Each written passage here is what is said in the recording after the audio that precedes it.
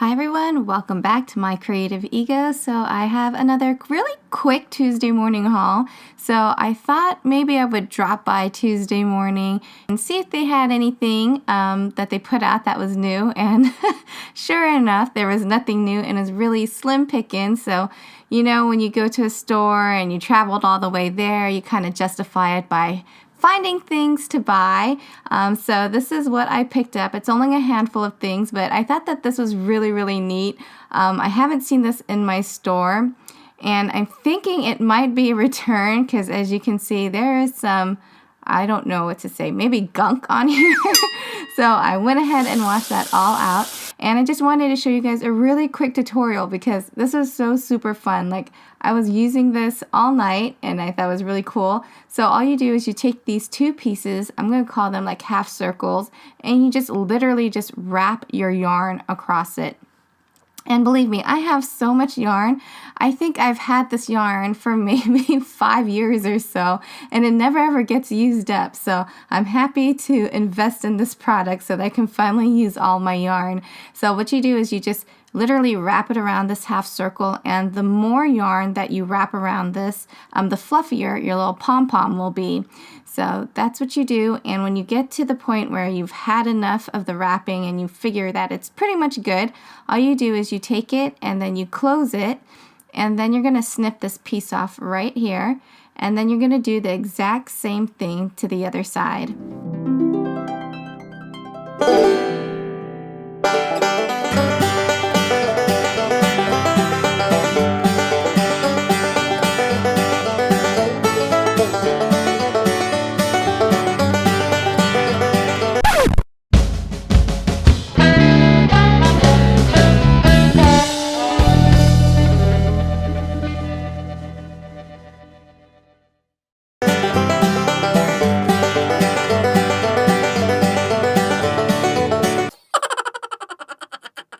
And as you can see, now both sides are wrapped, and I probably shouldn't have opened this because when you do, it starts to unravel. I just wanted to show you guys how both sides of it was wrapped.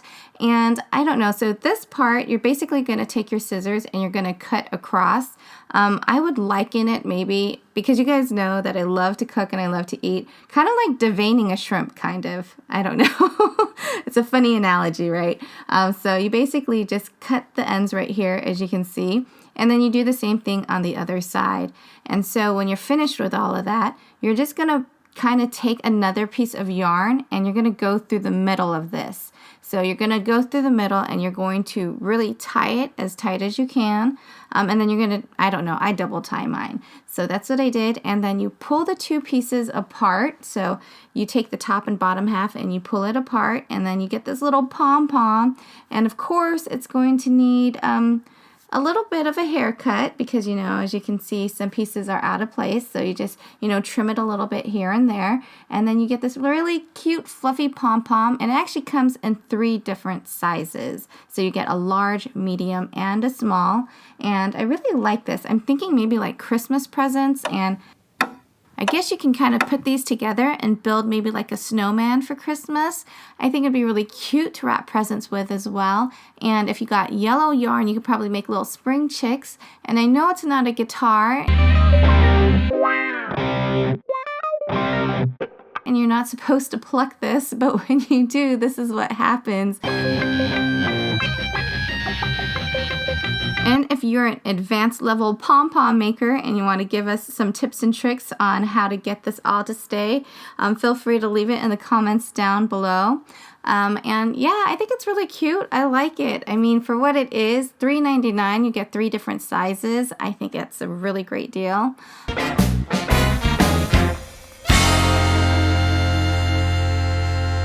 And then also, I picked this up. I did pick up the other version of this, the scalped version, I believe that's what it's called.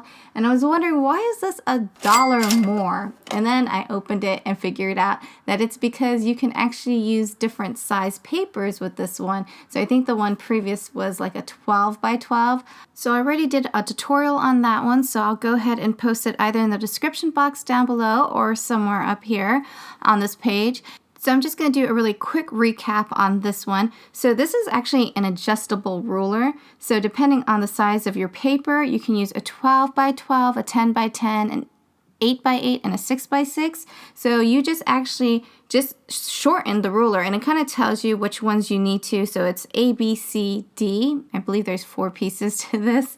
Okay, yeah, there's 4 pieces, and so if you're creating something that's like a 6 by 6, you would just like use A and D, and then it has little pegs that kind of connects everything together. And similar to the other ruler, basically you're just going to align it, and then you're going to rip from right to the midpoint, and then you're going to go from the left side to the midpoint, and then you're going to drop the ruler down, and then you're going to do the same thing. You're going to go from the right to the midpoint and left to the midpoint, and then you're going to use this straight half of the ruler, and you're just going to use this to fold, and you fold along these lines right here. And it does give you the instructions for all of this as well. And you want to make sure you don't throw those instructions away, because you will need them if you're using different size sheets of paper. And it doesn't make the perfect goodie bag, but I will say that it's nice because it is fast, convenient, and you also can use like your paper pads with this as well, like your 12 by 12, 10 by 10, which means you don't really have to measure that much. And it's really nice just putting a really nice cohesive project together. Like if you have a birthday card and you have matching birthday paper and you're kind of in a rush and you want to make it look like that you're not in a rush, this is really nice to have. And then also I picked this up, and I picked it up because it said you could create quick flowers with it. And I was like, oh, that's great. I also want to add this to my collection. And it said that it came with an instruction manual. And so, yeah, I was like, okay, I'm pretty much set. This little piece of plastic is going to help me create flowers, and it's going to help me create flowers very quickly, until I realized the word quick is in quotations for a specific reason, you guys, because as I opened up the instruction manual, I don't think this is going to be a quick project.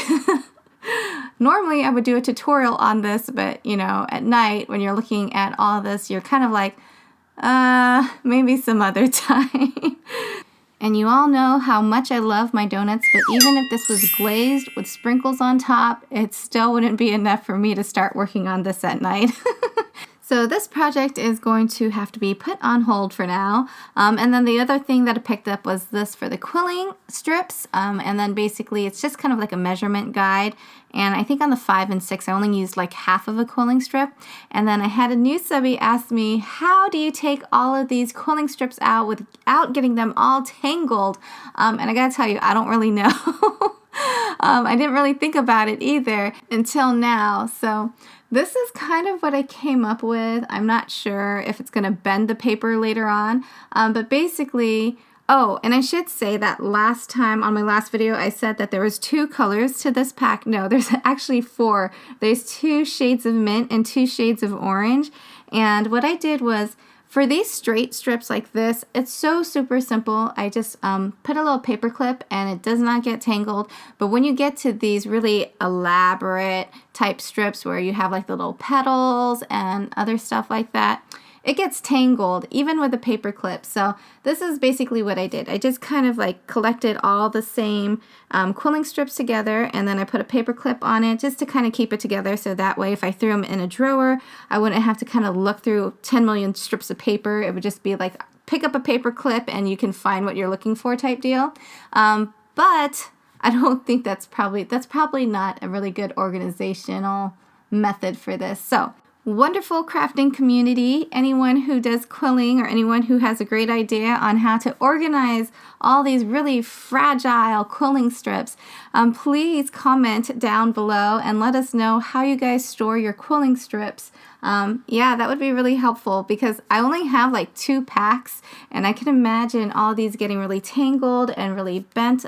So the quilling advice is very much needed. And thanks again to my wonderful new subly who asked that question. You guys know that my sublies are my lovely subbies. So I thank you guys so much for watching. Like I said, just a handful of items that I found this week.